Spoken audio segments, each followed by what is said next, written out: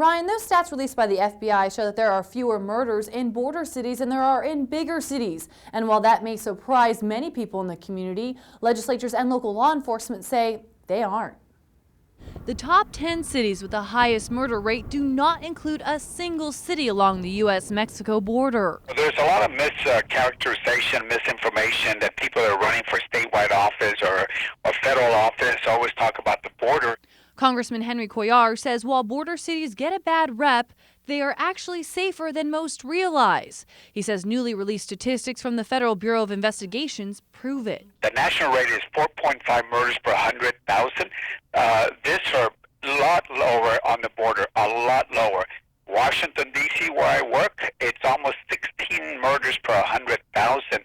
In fact, the murder rates in Washington, D.C., Dallas, and Houston are more than 6 times higher than that of McAllen, Laredo, and Brownsville. This is just simply not Mexico. This is South Texas. This is USA. You know, it's we've gone around the state and say, you know what, our crime in our border cities is far better. Last year, McAllen only had 2 murders compared to the 214 in Houston and 143 in Dallas. While it's difficult to pinpoint the exact reason for the disparity, Chief Rodriguez says border regions like the Rio Grande Valley have benefited from the extra manpower and boots on the ground from Border Patrol, DPS, and National Guard.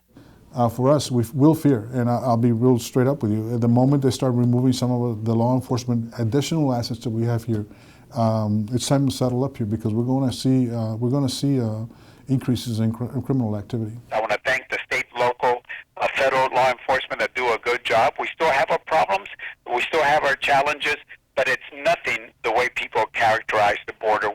This year, McAllen had 4 more murders than it did last year, but the city population has also grown exponentially. It's why Chief Rodriguez says that the rate of crime has dropped consecutively for the last 5 years, making it the lowest it's been in the last 24 years. In the Hidalgo County Newsroom, I'm Ashley Custer, Action 4 News.